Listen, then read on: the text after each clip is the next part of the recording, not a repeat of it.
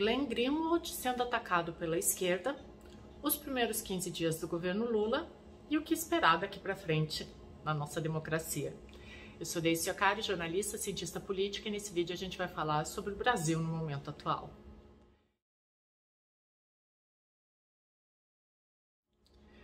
Eu acho que não tem como a gente começar essa semana sem falar dos ataques que o Glenn Greenwald tem sofrido. Eu tive sérias restrições em relação a ele na época da Vaza Jato, né? Para quem não sabe, ele comandou toda a pesquisa do Intercept Brasil. Eu acho que teve alguns exageros ali, embora tenha sido uma importante ferramenta para a gente entender também alguns exageros da justiça. Mas o ponto todo do Glenn agora é que ele tem sido atacado pela mesma esquerda que o defendeu há um tempo atrás, né? Eu entendo a postura do Glenn. Naquela época ele acreditava numa verdade, hoje ele percebe ou ele entende que existe uma censura por parte do judiciário, por parte do governo federal em relação à imprensa.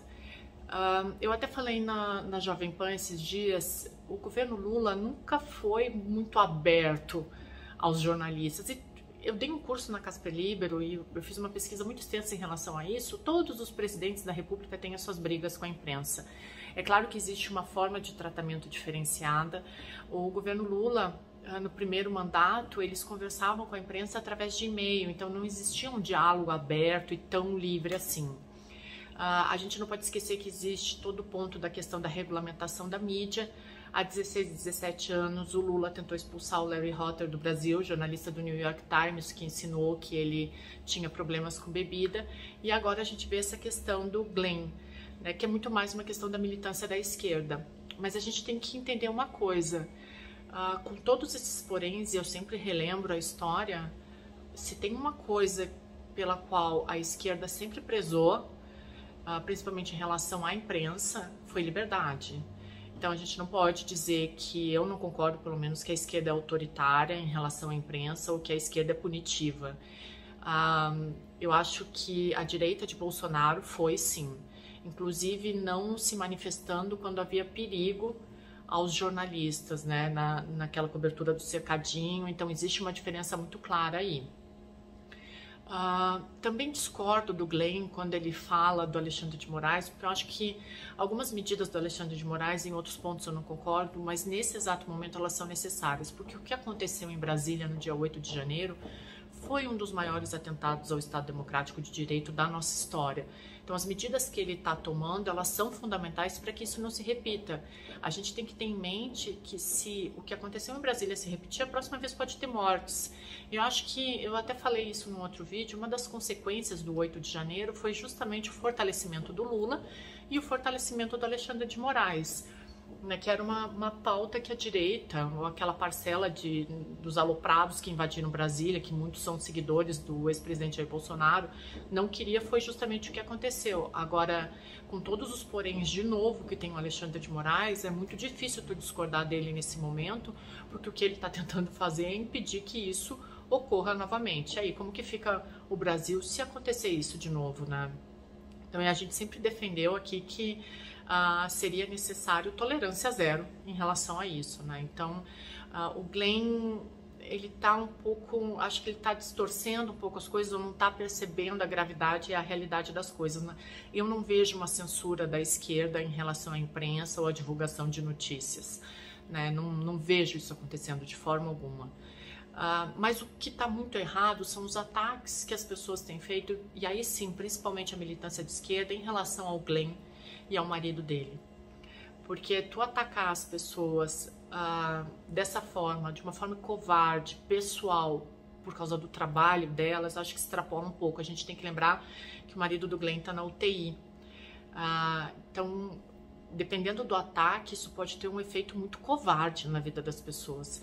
Outro ponto que eu sempre defendo, a gente precisa urgentemente definir o que é liberdade de expressão e o que é discurso do ódio. Algumas democracias, elas têm definido isso na sua Constituição, a brasileira não tem.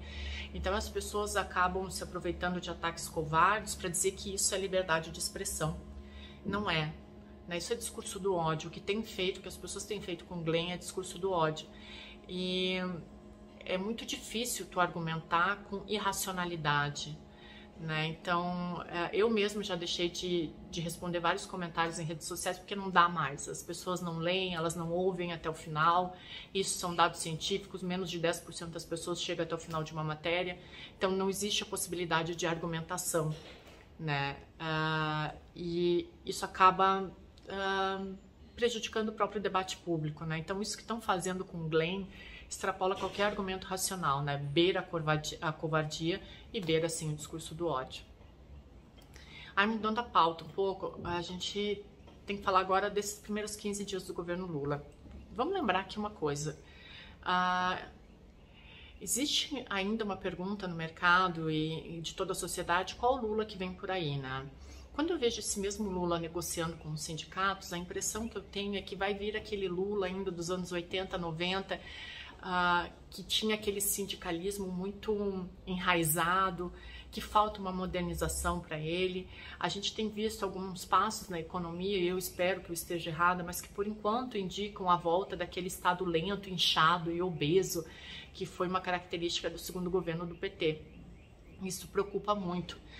O primeiro governo da esquerda, ele surfou sim uma onda do Fernando Henrique Cardoso, e quando chegou no segundo mandato do Lula, ele não conseguiu manter o crescimento que vinha desde então. E aí ele começou a adotar medidas populistas, como o PAC, descobriram o pré-sal, e aí o pré-sal foi meio que um atestado para gastar infinitamente, e o governo que a Dilma herdou foi um governo super ineficiente, com um Estado que estava acostumado a gastar muito. A gente teve aquela crise de 2008 e como aqui no Brasil a gente tinha o pré-sal, o governo começou a gastar demais, e aí a Dilma recebeu um país já completamente quebrado, né?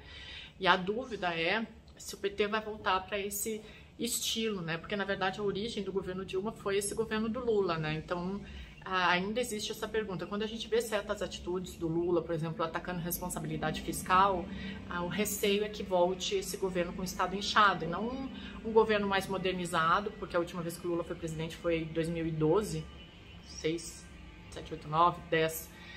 Então a gente espera que haja uma modernização em relação ao Lula que vem aí, né? Mas por enquanto ele não tem demonstrado isso. Existe também a questão da divisão, né? Desse nós contra eles. Isso está muito evidente nos discursos dele, né? Não precisa ser nenhum analista de discurso, não precisa estudar Charrador, Orlandi para entender isso, como também existiu no governo Bolsonaro.